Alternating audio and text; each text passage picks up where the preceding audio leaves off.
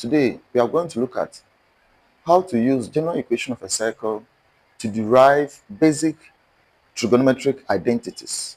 I have my Cartesian plane with a circle drawn inside and a point that touches the circumference of the circle. And this diagram has given us a right angle triangle. And we have our hypotenuse to be the r, the longer side. Then we have the x as the x-axis here, and we have the y over here. We are going to use the concept of SOHCAHTOA to identify basic trig ratios, and we use it to derive 8 identities. So over here, I have my SOHCAHTOA, and the O means opposite, and the H also means hypotenuse. So for sine theta, we are going to have the opposite to be the y, that is the side that is facing the angle theta. So our opposite over the hypotenuse, and y over r. So over here I have my y over r standing in for sine theta. Then I have cos to be adjacent over hypotenuse, and the adjacent is x over hypotenuse, and that will be the r, x over r. Then my tan, that will be opposite over adjacent. So opposite is y and adjacent is x. That would be y over x. All right, so we are going to use this to identify our basic trig identities. And since we are dealing with a circle, we are going to use the general equation of a circle that explains x minus a squared plus y minus b squared equal r squared. Now at this point, we are going to take the center of the circle to be at point 0, 0. That's the point of origin. So we are going to replace a and b using the coordinate 0, 0. And at the end of the day, you are going to get equation to be x squared plus y squared equal to r squared. And this gives you the equation of the circle when the point is at the origin. We are going to use this to derive our basic identities. Now, starting with our first identity. Starting with our first identity, we are going to use one of the variables here as a subject. So I'm going to use x. We are going to divide through by x. So when we divide through by x, and that is the x squared, we divide through by x squared. So this is going to be 1 at this side. And we are going to get y squared over x squared equal to r squared over x squared. And that's the concept 1 plus y squared over x squared equal to r squared over x squared. And since we have all of them being squared, we can write them as 1. So over here, everything here is squared. Then this one too, everything here is also squared. Now, what is the name of this identity? This has given us our first identity. Let's pay attention to what we have there. Y over x, and y over x is tan theta. So we are going to replace the name 1 plus tan. Now it is squared, so tan squared theta equal to, then what is r over x? Do we have r over x? It is rather x over r. That means the reciprocal aspect would be the reciprocal of the cos theta, and cos theta is giving us secant theta.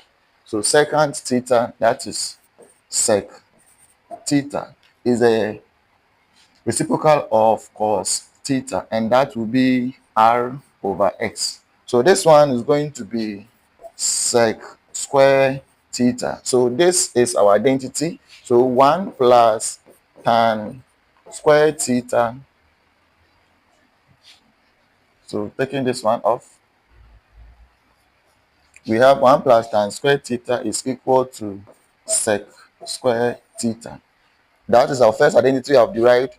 We are going to also use the same concept and derive the next one. So let's talk about the same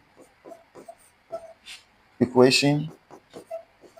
This time we are going to use the y squared to divide through the equation. So we have here to be y squared, y squared, y squared. So this will probably become 1. Now we have x over y all squared plus 1.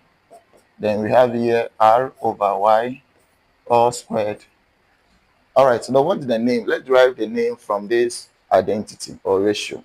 So x over y is called x over y, x over y. We rather have y over x, which means the x over y will be the reciprocal of the tan theta, and that will be cot theta. So cot theta is x over y. So we have here to be cot, since it is squared, so cot square theta plus 1 is equal to, what is r over y?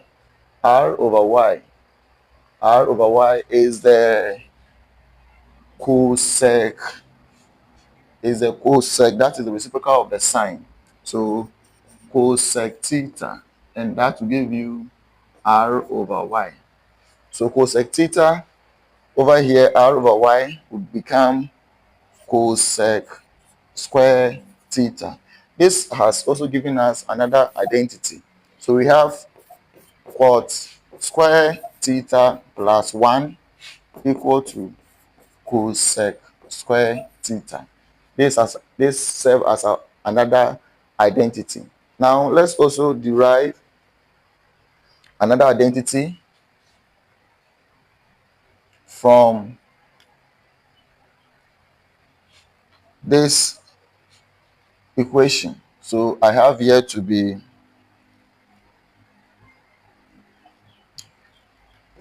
so y squared. So this time we are going to use the r squared to divide throughout. So we have r squared, r squared, r squared, and this will probably become 1.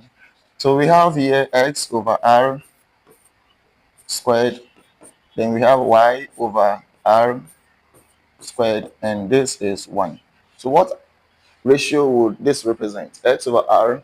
X over r is the cos. So we have here to be cos, since it is squared, cos square theta, and y over r, that's the sine square theta, sine square theta, and that is equal to 1. So we have this as our next identity. That will give you cos square theta plus sine square theta, that is equal to 1. These are the basic identities that you can derive using the general equation of a circle. All right, now we can also talk about the fourth identity that we know to be tan square theta, which is equal to sine square theta over cos square theta. Out of these identities, we can derive as many as possible the identities from these 4 basic identities we have derived using the general equation of a circle. So we can make cot square theta the subject and get different identity from it. We can also make tan square theta the subject and also get another identity from it. You can get about 3 identities from the third identity that we have here, making cos square theta the subject or making sine square theta the subject. This is also when sine is divided over the cos. Since all of them have been applied with the squared, we just do the same thing to them.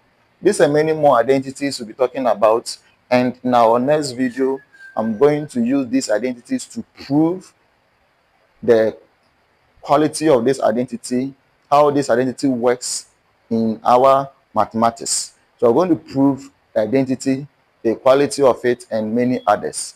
So thank you very much for watching this video. Please don't forget to like and subscribe to my channel. Thank you very much.